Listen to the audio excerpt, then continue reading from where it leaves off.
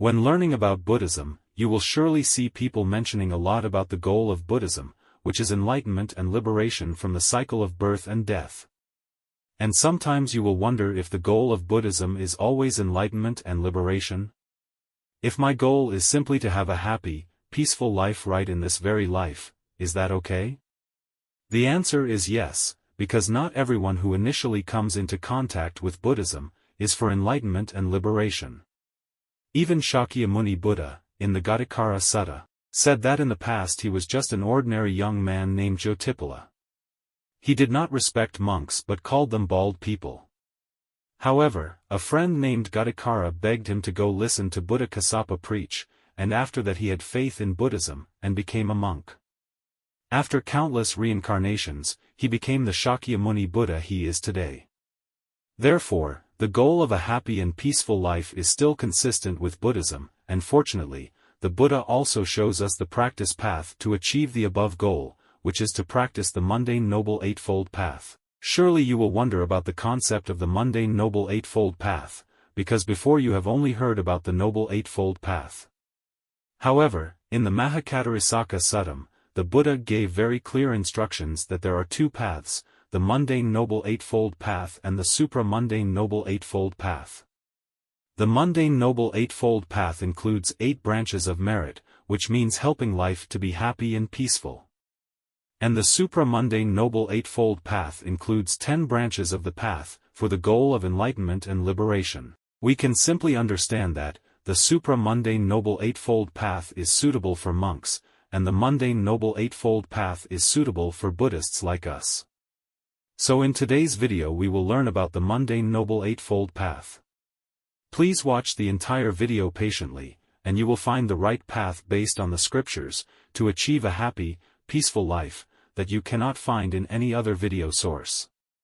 First we will learn about the concept of the Noble Eightfold Path. The Noble Eightfold Path is the middle path, of balance between the two extremes of a lifestyle of sensual pleasure, and an ascetic lifestyle, discovered by Shakyamuni Buddha to reach the path of liberation and enlightenment. It is a method of practicing 8 aspects, so it is called the Noble Eightfold Path, or the path has 8 branches, including, right view, right thought, right speech, right action, right livelihood, right effort, right mindfulness, right concentration. We will learn the first content in the Mundane Noble Eightfold Path, which is right view, which means correct understanding. Right view is at the forefront of the other practices of the Eightfold Path, because if we understand correctly, we will have the right actions leading to the correct result of a happy, peaceful life. We will analyze some of the mundane right views of existence that the Buddha guided in the Mahakattarisaka Sutta. The first is the right view: there is alms, there is offerings, which means understanding that alms and offerings exist, and that they will bring good results to us. For example, giving material alms such as money or food to the poor, or giving alms through effort such as helping someone do something, is the right thing to do. And it benefits everyone and ourselves. Next is the right view: there are consequences for good and evil karma, which means we believe that each of our actions has a result. If a good action produces a good result, if a bad action produces a bad result. Because such correct understanding will encourage ourselves to give up doing evil deeds, and diligently do good deeds, to help others as well as bring good results to ourselves. Next is the right view: there is this life, there is another life, which means believing in rebirth. When we die, we do not end completely but will be reborn in one of the different realms, based on the good and evil karma we have done. According to Buddha, there are 6 realms after rebirth, including 4 evil realms: hell, hungry ghosts, animals, and asuras, for those who do evil deeds. And the 2 good realms are the human realm, and the heavenly realm for those who do good deeds. Believing in rebirth is very important, because it helps us get rid of the false idea that death is the end. The idea that death is the end is very dangerous, because that thought will make you do evil things, to benefit yourself regardless of the consequences, because you think that after death, you will no longer have to suffer those consequences. Therefore, believing in rebirth will help us have more motivation to do good deeds, and stay away from evil deeds. Another important right view is to believe in the existence of monks like the Buddha, with a virtuous life who themselves realize the ultimate truth, and proclaim that truth. In my opinion, this is the most important right view. The unshakable belief in what the Buddha achieved and declared, serving as a guideline, to help us confidently walk on the path of true happiness, and peace in this life, and attain liberation in the next lives. Next we will go to the second content of the Mundane Noble Eightfold Path, which is right thought, which means thinking correctly. Mundane right thought means thinking about separation from desire, without anger, without harm. We will learn about these contents in detail. The first is thinking about separation from desire, which means thinking about giving up desires. We know that desires are the cause of our suffering. These desires exist in the five senses. It arises when the eyes see beautiful sights, the ears hear pleasant sounds, the nose smells fragrance, the tongue tastes delicious flavors, and the body comes into contact with comfort. When you are eating, your tongue will feel the delicious taste, causing the desire to arise, urging you to look for more delicious food. And just like that, your desire grows more and more, and running to satisfy this growing desire makes you suffer. This is the same with the remaining senses. So instead of being caught up in growing desires, we learn to observe them, and think about giving up these desires, so that we are not controlled by them. Next is the thought of non-anger, which means the thought of giving up anger. Anger means anger, hatred. It is an evil and very common in everyday life. Anger is likened to you holding a hot coal. Before causing burns to others, you are the first person to be burned. Medically, anger greatly affects the brain. When anger arises, it kills brain cells, making the brain less alert. That's why when you're angry, you often act out of control. In terms of Buddhism, in the Samyutta Sutras, it is recorded that people who are dominated by anger will lead to bad actions, malicious words, and bad thoughts. These things will create bad karma, an unhappy life in this life, being shunned by loved ones, and after death will easily fall into bad realms, lands like hell. Therefore, practicing the mindset of giving up anger will be the cause for us to learn and try to practice methods to help control and overcome anger to have peace of mind. A simple method to help you get rid of anger quickly is, when you are angry, just close your eyes, breathe in and out slowly 3 times. When you inhale or exhale, observe your breathing, so the anger will easily subside and disappear. Finally, the thought of non-harmfulness is the thought of giving up doing evil things.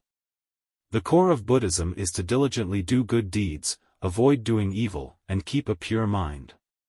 Therefore, thinking about giving up doing bad things is the cause that helps us give up bad things, to bring a peaceful life to ourselves and everyone.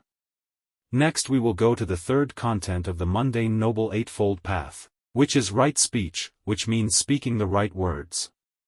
Right speech is to avoid saying the following 4 things. First, lying means saying things that are not true. The second is to say 2 words, meaning the same problem but saying 2 opposite ideas.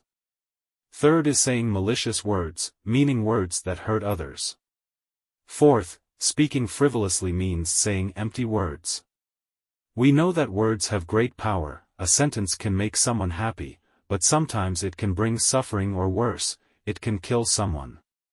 Therefore, in the practice of right speech, the Buddha taught us to avoid saying 4 bad things and practice saying good things. That is speaking the truth, speaking honestly, speaking loving words, speaking purposefully to have a peaceful and happy life. Next we will go to the 4th content of the Mundane Noble Eightfold Path, which is right action, which means acting in the right way. Right action means we do not kill, do not steal, do not do bad actions to enjoy sensual pleasures. We know that the Buddha has boundless compassion for all living beings, not only sentient beings but even inanimate beings like plants and trees. In the Brahma Sutra, it is said that the Buddha did not accept food offerings of seeds because he knew that eating seeds would mean the end of a future life. Or in the Dhammadayata Sutta, it is said that the Buddha dumped leftover food in places where there were no plants for fear of killing them. Therefore, The practice of not killing is the practice of not killing sentient beings and, by extension, the development of compassion for all plants.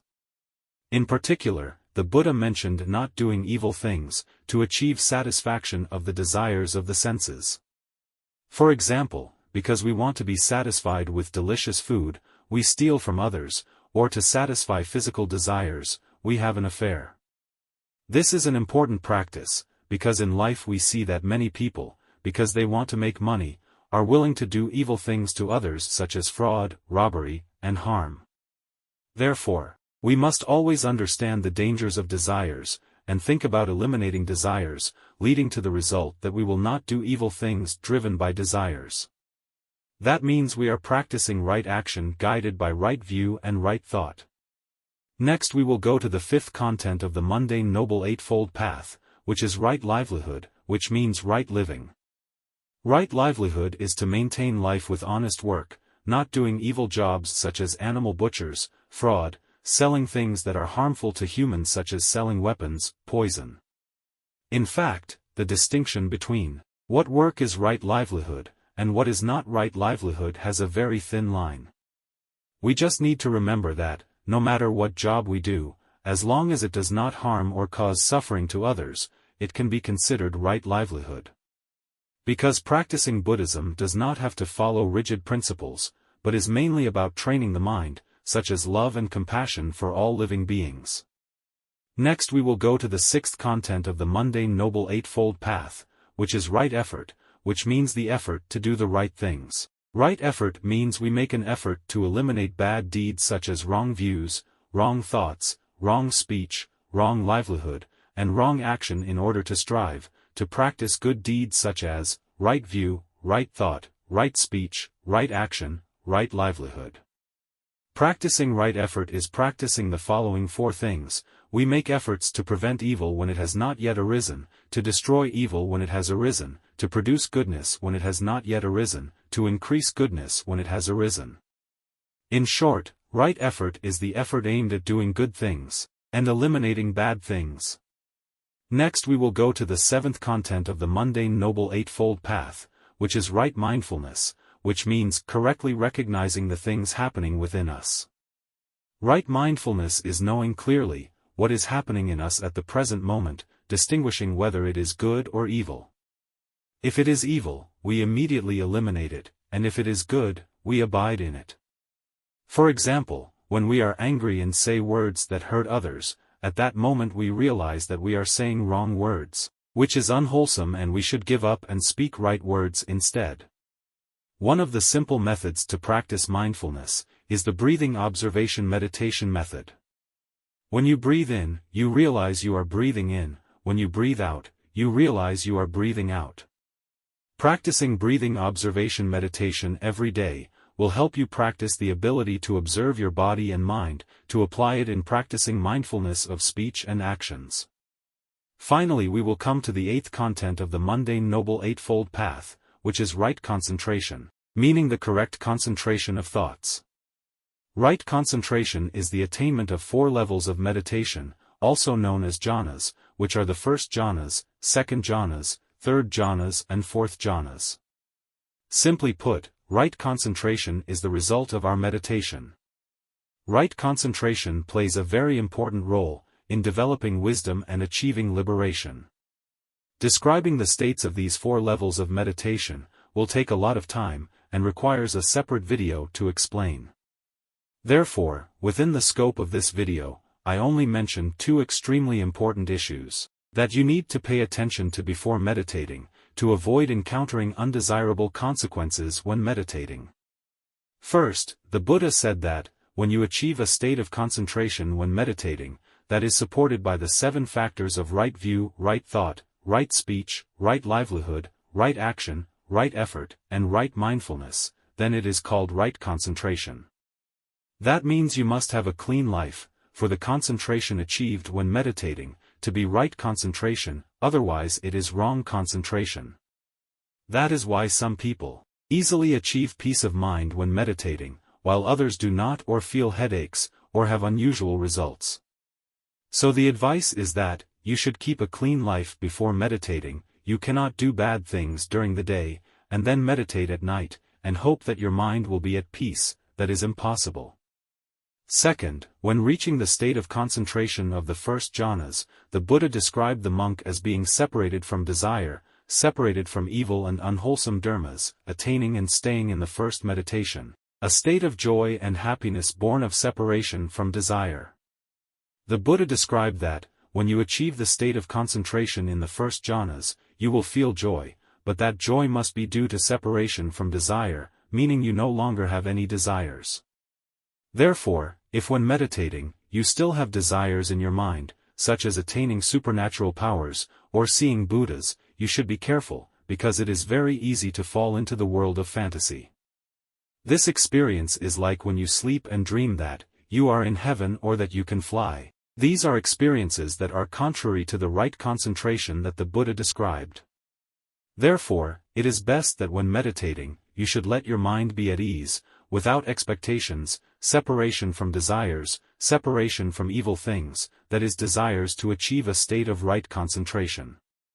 You can learn more about how the Buddha guided a virtuous life before meditating, and described in detail the attainment of the 4 levels of meditation, in the Mahāsapura Sutta. So we have learned about the Mundane Noble Eightfold Path, the path to achieving happiness and peace right in the present life. Thank you for watching the video, and I hope you will soon have a happy and peaceful life.